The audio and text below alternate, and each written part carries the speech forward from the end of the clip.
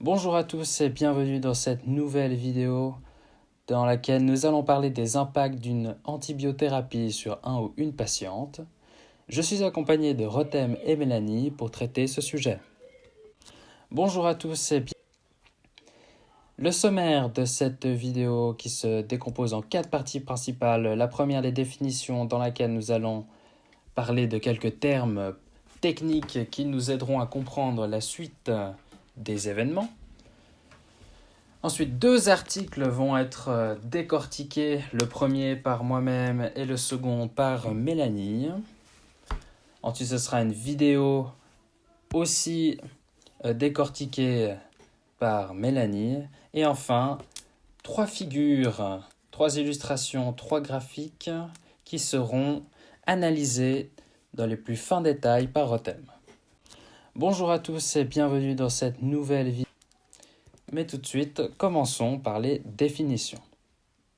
Alors voici 5 définitions qui s'affichent. La première, qu'est-ce qu'un antibiotique? Alors là, ce que nous dit le dictionnaire, c'est que les antibiotiques sont des molécules possédant la propriété de tuer, donc ce sont des bactéricides, ou de limiter la propagation, autrement dit des bactériostatiques, des bactéries. Pour un petit peu nous éclairer, il faut savoir qu'un bactéricide est une substance ayant la capacité de tuer des bactéries. Jusque-là, rien de bien compliqué. Mais qu'est-ce qu'un bactériostatique? Alors un bactériostatique, pour ceux qui ne savent pas, est une substance qui inhibe la multiplication des bactéries sans les tuer. Autrement dit, cette substance va annuler totalement la multiplication des bactéries. Mais elle ne meurt pas immédiatement, c'est le bactéricide qui va s'occuper de cette partie-là. Et enfin, l'obésité. L'obésité, c'est un terme que nous avons vu dans notre problématique, qui est le titre de cette vidéo. L'obésité, en fait, ici, correspond à un excès de masse grasse et à une modification du tissu adipeux entraînant des inconvénients pour la santé et pouvant réduire l'espérance de vie. Voilà, c'est tout pour les définitions et nous passons tout de suite au premier article. Bonjour à tous, je vais maintenant vous parler d'un article qui se nomme « Antibiotiques, pourquoi elles peuvent induire une prise de poids ». Alors dans cet article, je vais vous parler du microbiote. Alors avant de commencer, il faut savoir que le microbiote en fait est le nom qu'on donne à l'ensemble des bactéries vivantes dans notre intestin. Alors, dans cet article, on nous parle tout d'abord d'une expérience qui a été menée sur des souris. Et cette expérience a montré en fait que l'apport d'antibiotiques dans le régime alimentaire des souris a changé la composition de leur microbiote intestinal. Ce changement en fait dans la composition du microbiote a aussi entraîné des modifications qu'avaient les bactéries des souris à métaboliser des nutriments. Et donc, pour revenir aux bactéries intestinales, en fait, ces bactéries qui ont été traitées ainsi avec des antibiotiques, ça a eu pour conséquence de favoriser la transformation de glucides en acides gras et également activer les gènes liés à la conversion de lipides dans le foie. Une autre étude, dirigée par un scientifique du nom de John Hopkins, a montré que si des enfants, à 15 ans, avaient pris des antibiotiques 7 fois au plus durant leur enfance, leur poids serait davantage 1,5 kg plus élevé que celui d'un enfant qui en aurait consommé une plus petite quantité. Donc voilà, on comprend avec tous ces éléments que le microbiote et sa composition sont au cœur de cette prise de poids et du potentiel obésité d'une personne ainsi que des animaux. On a aussi découvert chez les souris que même si l'on prive la souris d'un gène codant pour une molécule intestinale, d'autres bactéries allaient prendre le relais et ainsi la souris resterait mince malgré un régime riche en graisse. Aussi, grâce à de récentes études, on commence à discerner en fait la composition d'un microbiote d'une personne en fonction de son poids. Donc peut-être qu'on peut imaginer à l'avenir pouvoir faire carrément des tris par rapport au poids d'une personne, on pourrait déterminer à peu près sont euh, les bactéries vivant dans son microbiote. On pourrait les trier, les nommer, ainsi peut-être même classer, entre guillemets, des personnes sur un, je sais pas, dans un tableau ou quoi que ce soit. Et donc, de cette façon, en fait, quelqu'un en surpoids, en fait, il faut savoir que il y a deux types de bactéries intestinales qui s'opposent chez eux. Ce sont les bactéroidettes et les firmicutes qui grosso modo, se combattent. Et chez les personnes en surpoids, en fait, ce sont les firmicutes qui ont le dessus. Et donc, on pense que cela est lié en fait à la condition de surpoids de la personne. Mais d'autres études devraient arriver. Pour l'instant, on n'a pas de réponse précise et claire à donner là-dessus. Et donc voilà, on espère, et les scientifiques espèrent que la suite des études pourrait permettre à la communauté scientifique de déterminer par quel mécanisme certaines bactéries favorisent ou non la prise de poids. Bonjour à tous et bienvenue dans...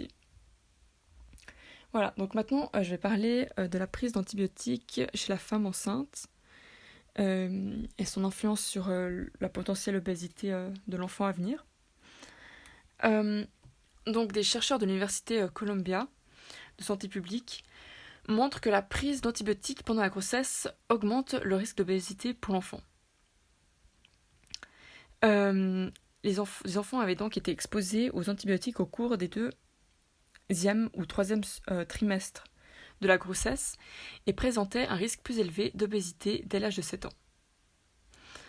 Autre conclusion de cette étude, l'accouchement par césarienne avec ou sans impératif médical est également associé à un risque plus élevé d'obésité chez l'enfant.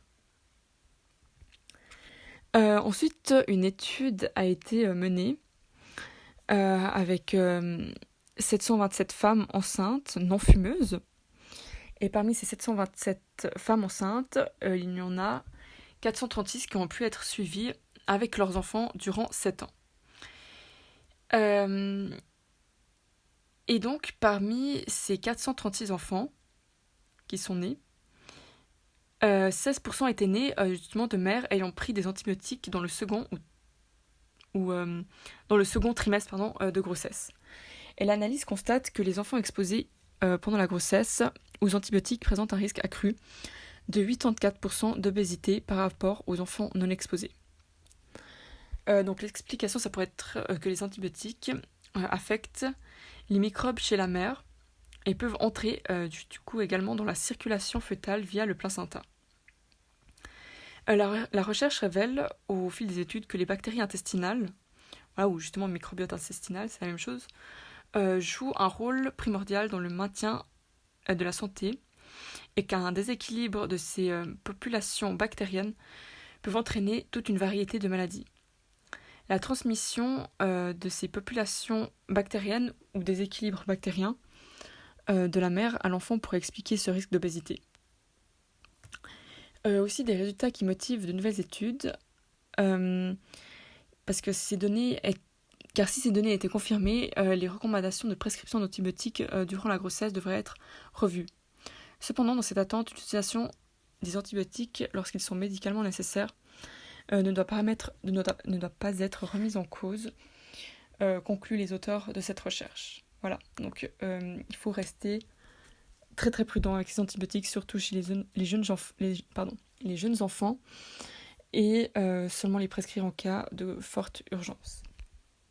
Ce sont des chercheurs américains qui l'affirment. Donner des antibiotiques aux enfants âgés de moins de 6 mois pourrait en faire plus tard des enfants trop gros, des obèses. La maladie ne serait donc pas uniquement liée au régime alimentaire ainsi qu'au manque d'exercice physique. Les explications d'Eric Van Doys et Eric Poncelet. Un tiers des enfants en surpoids ou présentant une obésité. C'est aux États-Unis, mais là encore le pays est précurseur. Les statistiques européennes commencent à s'en rapprocher. Autant dire que les causes de l'obésité sont étudiées à la loupe et justement, une étude états-unienne jette un regard soupçonneux sur les antibiotiques prescrits aux enfants de moins de 6 mois. Une question de Florent Testina. Il est clairement maintenant établi depuis plusieurs années que la flore intestinale joue un rôle dans l'obésité, étant donné que certains patients ont des germes qui prédisposent à l'absorption de molécules qui sont caloriques, des graisses et des sucres. L'hypothèse de l'étude est que les antibiotiques pourraient sélectionner chez les moins de 6 mois une flore intestinale favorable à l'obésité, quelques pourcents de plus mesurés chez les enfants de 3 ans. Mais on ignore encore si l'effet se mesure à plus long terme. Maintenant, l'étude montre qu'il y a un risque, mais le risque est encore très faible. Et donc, il ne faut pas oublier que l'obésité est surtout liée à un apport calorique trop important dans l'alimentation et un manque d'exercice. Pas de quoi donc jeter les antibiotiques à la poubelle, d'autant que l'étude doit encore être largement validée et que ces médicaments, surtout chez les jeunes enfants, ne sont donnés que pour de très bonnes raisons. Bonjour à tous et bienvenue dans... Alors maintenant, je vais parler de la prise d'antibiotiques chez les bébés de moins de 6 mois. Donc d'après une étude américaine, la flore intestinale joue un rôle important dans l'obésité. Certaines personnes ont des germes qui prédisposent à l'absorption de molécules qui sont caloriques, donc les graisses et les sucres. Et du coup, les antibiotiques pourraient sélectionner chez les moins de 6 mois une flore intestinale favorable à l'obésité. Alors certes, il y a un risque, mais cela reste relativement faible. Une mauvaise alimentation et peu d'efforts physiques sont aussi deux choses qui peuvent énormément favoriser l'obésité. Mais les antibiotiques ne sont même pas à négliger. C'est pour cela qu'il faut faire très attention avec la prescription d'antibiotiques chez les très jeunes enfants. Il faudrait vraiment les prescrire qu'en cas de forte urgence. Et voilà, donc faire très attention avec ça. Donc, les enfants traités avec les antibiotiques avant l'âge de 6 mois ont des risques supplémentaires d'être en surpoids, voire obèses, dès l'âge de 3 ans déjà. Donc, les microbes présents dans nos intestins pourraient jouer un rôle important dans la manière dont nous absorbons les calories, comme déjà dit. Mais l'exposition aux antibiotiques, surtout au plus jeune âge, pourrait tuer certaines de ces bactéries qui influencent sur la façon dont nous assimilons la nourriture dans notre corps et qui autrement nous permettraient de rester minces.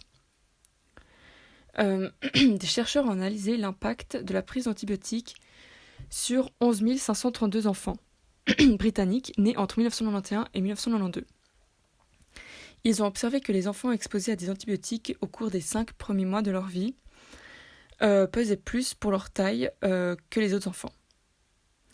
Si cette différence de poids reste très minime entre 10 et 20 mois, elle s'accentuerait à partir de 3 ans et 2 mois. Les bébés ayant ingurgité des antibiotiques durant les 5 premiers mois de leur vie auraient ainsi 22% de risque en plus de devenir obèses. En revanche, les bébés traités avec des antibiotiques à partir de 6 mois ne présentent pas de différence de poids notable avec les autres. Voilà, c'est vraiment le plus possible à éviter avant les 6 mois chez les bébés du coup. L'obésité et le surpoids sont plus fréquents chez les enfants ayant pris plusieurs traitements antibiotiques au cours de leurs 2 premières années de vie. En outre, de nombreux facteurs sont susceptibles de modifier la composition du microbiote intestinal, tels que le mode de naissance, si c'est par césarienne ou voix basse, l'allaitement, l'alimentation, la survenue d'une maladie infectieuse, ou encore bien sûr, évidemment, les antibiotiques, comme déjà dit. Donc ceci, en luttant contre les bactéries pathogènes qui nous assaillent, ils altèrent également le microbiote intestinal. Et justement, avant l'âge de 2 ans, celui-ci est en pleine construction et il est donc relativement sensible. Donc c'est pour ça qu'il faudrait vraiment limiter la prise d'antibiotiques. En 2013, des études ont été publiées et qui ont révélé que les personnes obèses présentaient une forte perturbation de la diversité et de la richesse bactérienne dans leurs intestins. Toutefois, il est toujours difficile de savoir si l'appauvrissement du microbiote intestinal est une cause ou une conséquence de l'obésité chez l'être humain. Une chose est sûre, certaines espèces bactériennes jouent très probablement un rôle dans la prise de poids et des processus d'inflammation associés. Bonjour à tous et bienvenue dans... Alors, je vais vous présenter les images que nous avons trouvées pour notre exposé.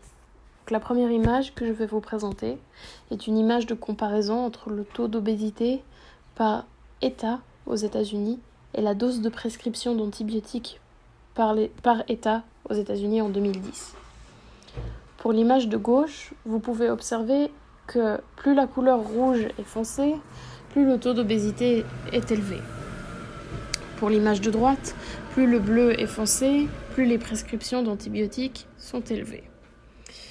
Vous pouvez observer que les deux images ont une étroite relation. La plupart des états qui sont foncés dans une image se retrouvent en foncé dans l'autre. Allons un peu plus en profondeur. Les États du sud des États-Unis sont plus touchés par l'obésité que ceux du nord. Cela peut s'expliquer par une différence de la distribution des antibiotiques, mais cela pourrait aussi s'expliquer par la différence ethnique de la population du sud des États-Unis à celle du nord.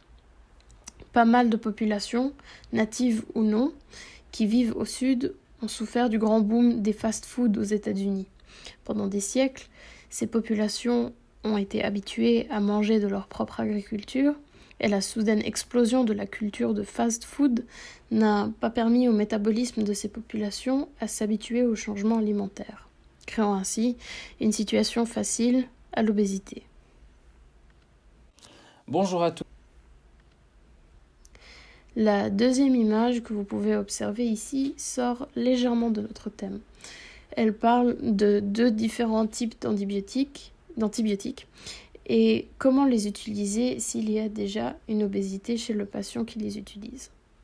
D'abord, sur la gauche, vous avez les antibiotiques hydrophiles, donc qui absorbent l'eau ou un liquide. Dans la première colonne, nommée Pharmacokinetics, en français pharmacocinétique, est l'étude du mouvement de l'antibiotique dans le corps. Pour les antibiotiques hydrophiles, on les distribue en général sous un volume diminué. L'antibiotique est prise normalement en charge par les reins et ils ont un niveau de pénétration des tissus et de pénétration intracellulaire bas. La deuxième colonne explique comment doser la quantité d'antibiotiques quand le patient a déjà un cas d'obésité. Pour les hydrophiles, la dose ne change pas de la dose donnée à une personne sans obésité. La prise en charge des reins seulement va être plus forte que chez une personne normale. Et la dernière colonne, vous avez quelques exemples d'antibiotiques hydrophiles, tels que la pénicilline, la céphalosporine, la carbapenem, l'aminoglycoside, la vancomycine, la vancomycine et la colistine. À droite de l'image, vous pouvez observer une autre classe d'antibiotiques nommée lipophiles, qui retiennent donc les substances grasses. Elles sont généralement distribuées en grande dose et sont prises en charge par le foie et ont un niveau de pénétration intracellulaire et un niveau de pénétration dans les tissus élevé. Si l'obésité est présente chez le patient en question, la dose distribuée sera plus élevée que pour un patient sans obésité. L'obésité aurait aussi des effets variables sur la prise en charge des antibiotiques par le foie, ce qui peut créer des problèmes au niveau de l'élimination des antibiotiques. Le poids total du patient est recommandé pour effectuer le dosage d'antibiotiques, ce qui est contraire aux antibiotiques hydrophiles. Et pour finir, quelques exemples d'antibiotiques lipophiles comme la fluoroquinolone, les macrolides et la tigecycline. J'espère que j'ai prononcé ces noms comme il faut. Bonjour à tous. Pour finir, notre troisième image montre le taux d'obésité chez les hommes et chez les femmes suisses dès l'âge de 15 ans. Vous pouvez y observer une tendance au surpoids plus élevée chez l'homme que chez la femme. Voyons de plus près pourquoi les hommes sont plus susceptibles à la prise de poids que les femmes. Tout d'abord, il faut savoir que le métabolisme d'un homme et le métabolisme d'une femme ne sont pas pareils et n'ont pas la même fonction. À la puberté, les hommes commencent à construire une base musculaire plus solide, alors que les femmes ont tendance à faire du stockage de matières graisseuses, plus susceptibles à les stocker qu'à les dépenser d'ailleurs, car elles ont été programmées génétiquement pour assurer la survie de l'espèce. Les femmes ont également plus d'adipocytes, qui sont les cellules responsables pour le stockage de graisse. Les muscles pèsent plus lourd que la graisse, mettant les hommes à un niveau de poids plus élevé que celui de la femme. Bonjour à tous et bienvenue dans cette nouvelle vidéo. Voilà, c'est déjà fini notre présentation. J'espère qu'elle vous a plu, j'espère que nous avons répondu à vos questions et à vos attentes. Voici aussi les sources que nous avons consultées pour pouvoir créer cette vidéo. Et voilà, merci beaucoup pour votre attention et puis à bientôt.